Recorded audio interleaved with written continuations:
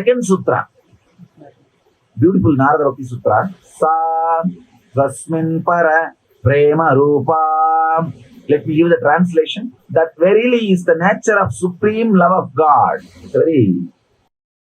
He says, supreme love you have.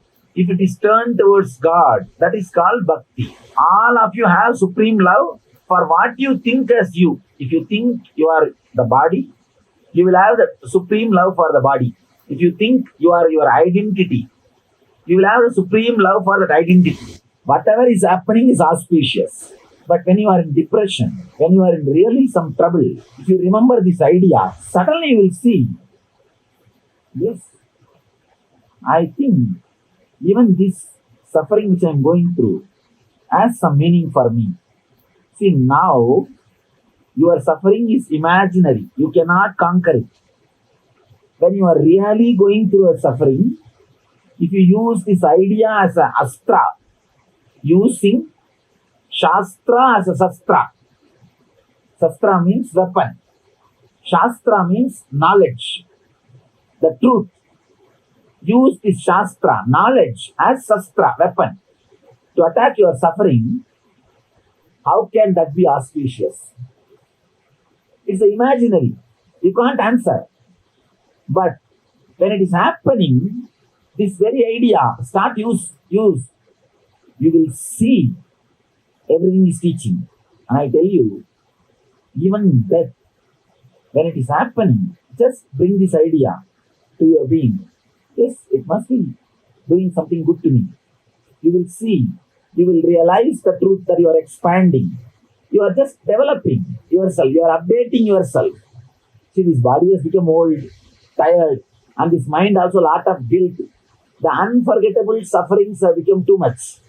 And software also become full of virus. Your guilt, sufferings and miseries which you are not able to forget, completely disturbed. Then what to do?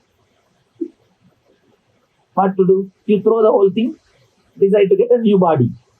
Understand, this knowledge, this experience will land only when you face the suffering and use this knowledge. Not when you are sitting and imagining. If you are sitting now and imagining, if I die, and then if I remember this is also good for me, will I be able to face the death? Your mind will start asking, no, who knows, I'm going to come back. Who knows, I'm going to get better body. Who knows? It will create only more and more imagination, because problem itself is imagination. Solution cannot come. Any solution comes, your mind will create only more and more imaginary problems. Initiation means the Shastra which is given to you, which clicks and liberates you during the real suffering. This is initiation. This is what we call Diksha.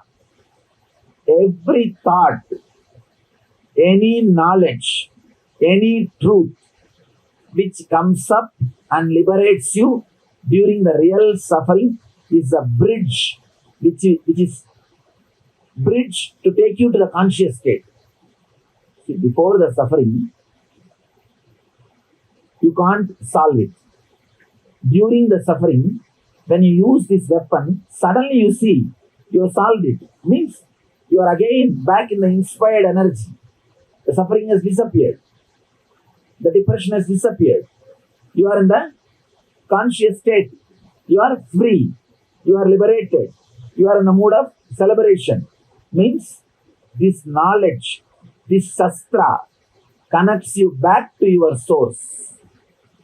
Having enough of weapons to attack the depression and ability to get back to the conscious state is the path for Bhakti. I think I am making too many long statements. Understand? But I am giving you the sharp, straight definitions. See, can you describe this experience after going back? You can't. You can use keyword. Oh, 360 degree there was hills, and there was a falls, and Swami was sitting on the cart. But this can't add everything. This can't put everything together. There is something more than that. This cozy feeling, this intimate feeling. This intimate feeling you will never get in lecture halls. In lecture halls, especially in US lecture halls, which is completely air conditioned and nothing wrong can happen. Now, that is the problem. The intimacy will happen only when there are survival threats. Now, really, I tell you, see, if there's some landslide and we can't go anywhere, we all have to stay one night and there's no hotel also. Our intimacy will become totally different. There we are there just for each other. That is why always they say the master disciples, they should stay in forests. Means completely dependent on each other. There is nothing else, nobody else, just completely dependent on each other. We should be just lost in some of these forests. No light, no power, nothing, only little food, maybe for survival. Then I will also teach whatever I know. You have to learn whatever I tell. See, and moreover, when that kind of infrastructure is there, I have nothing to gain from you. So whatever I say is truth. You have no reason to suspect me. See, if we are all in comfortable infrastructure, you have all reasons to suspect me. I may be teaching for my own ends. But when there is no infrastructure and there is nothing, you know very clearly what I am saying is a straight truth. Because I have nothing to get from you.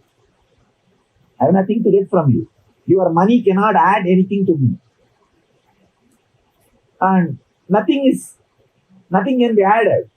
So when that clarity is there, that level of trust is totally different. Level of trust is totally different. That is why these great truths are delivered in the forest, where disciple does not need to enrich the master, and master does not need to enrich the disciple in the outer world. That is why the trust was so deep on both sides, they were able to enrich each other in the inner world. Completely internalizing as it is. As I was telling you, you can't describe this scene. What will you describe? Be in the bliss. Then have initiation. Initiation means listening to the teachings of the master, which will elevate you, liberate you instantaneously. Whenever the real suffering starts happening, it will just open up. It's like a pop-up actually. You just pop up and break the suffering. And suddenly you will see you are back to that. Let us work on this one idea today. Nithyananda, we are on a mission to revive the Enlightenment civilization. If you resonate with our message and want to be part of us, be sure to like, share, and subscribe. And don't forget to click the bell icon.